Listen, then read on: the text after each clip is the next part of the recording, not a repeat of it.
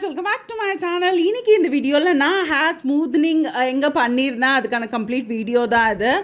First நான் இதுக்கு முன்னாடி ஸ்மூத்னிங் பண்ணிட்டேன். பட் ஆனால் அன்றைக்கி வந்து என்னால் பெருசாக வீடியோ எடுக்க முடியல. செகண்ட் ஹேர் வாஷ்க்கு கூப்பிட்டுருந்தாங்க. ஸோ அதுக்காக தான் மார்னிங் பிரேக்ஃபாஸ்ட் ஃபினிஷ் பண்ணிவிட்டு அரௌண்ட் ஒரு 1 o'clock நான் அந்த மாதிரி போயிருந்தேன். எனக்கு வந்து பர்சனலாக இவங்க சர்வீஸ் வந்து ரொம்ப பிடிச்சிருந்தது. அவங்க ஃபர்ஸ்ட் வந்து ஹேரோட டெக்ஸ்சர்லாம் பார்த்துட்டு அதுக்கப்புறம் தான் அவங்க வந்து நமக்கு எது பண்ணால் நல்லாயிருக்கும் அப்படின்றது வந்து அவங்க சஜஸ்ட் பண்ணுறாங்க.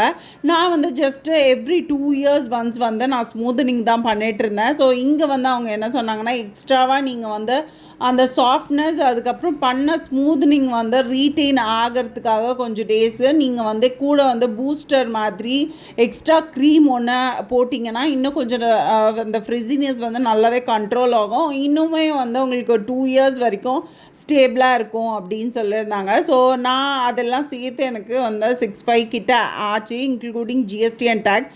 நீங்கள் வெறும் ஸ்மூத்னிங் மட்டும் அப்படி பண்ணுறீங்க அப்படின்னு சொன்னால் உங்களுக்கு 2,333 முடிஞ்சிடும். வித் ஆஃப் எனி லென்த் இருந்தாலுமே அவங்க அதான் சார்ஜ் பண்ணுறாங்க. பட் உங்களது வந்து எக்ஸ்ட்ரீம் ஃப்ரிஸி ஹேர் ரஃப் ஹேராக இருக்குன்னு சொன்னால் நீங்கள் வெறும் ஸ்மூத்னிங் பண்ணிங்கன்னா பண்ண அந்த 1 monthக்கு வந்து நல்லாயிருக்கும்.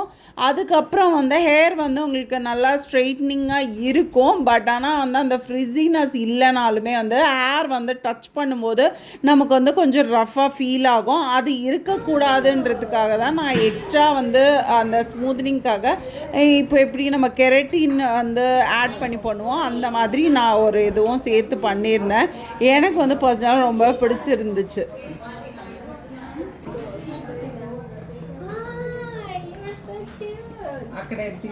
செகண்ட் ஹேர் வாஷ் பண்ணதுக்கப்புறம் எனக்கு இப்படி தான் இருந்தது. எனக்கு பர்சனலாக ரொம்ப பிடிச்சிருந்தது. இந்த ஹேர் வந்து எனக்கு மெயின்டைன் பண்ணுறது ரொம்பவே ஈஸி. இது ஆக்சுவலாக நான் என் பர்த்டேக்கு முன்னாடியே பிளான் பண்ணியிருந்தேன். But all of the sudden நாங்கள் ட்ரிப் வர பிளான் பண்ணதால் என்னால் இதுக்கு வந்து டைம் ஸ்பெண்ட் பண்ண முடியும். நான் அங்கே வந்து ஜஸ்ட்டு அந்த ஹேர் வாஷ் அந்த ஒர்க்லாம் இருந்துச்சு எனக்கு. ஸோ கம்ப்ளீட்டாக பேபி வந்து அவங்க எல்லாருமே வந்து மாற்றி மாற்றி டேக் கேர் பண்ணிகிட்டு இருந்தாங்க. அவளை பார்த்து சொல்லிட்டு இருந்தாங்க, அவங்க ட்ரெஸ் ரொம்ப நல்லாயிருக்கு, உங்கள் மம்மி மாதிரியே இருக்கீங்க அப்படிலாம் சொல்லிட்டு இருந்தாங்க. அவங்களுக்கும் ரொம்ப ஹாப்பியாக இருந்துச்சு. நெக்ஸ்ட்டு கேப் புக் பண்ணியிருந்தேன். பிகாஸ் எங்கள் ஹஸ்பண்டுக்கு வந்து ஒர்க் இருந்ததால் கேபில் தான் போயிருந்தோம். அது வர்றதுக்காக கொஞ்சம் வெயிட் பண்ணிகிட்டு இருந்தேன். எனக்கு செல்ஃப் கேர்ன்றது எப்போ ஸ்டார்ட் ஆச்சுன்னா, ஆஃபீஸ் போகும்போதெல்லாம் எனக்கு அவ்வளோவா பண்ண முடியல.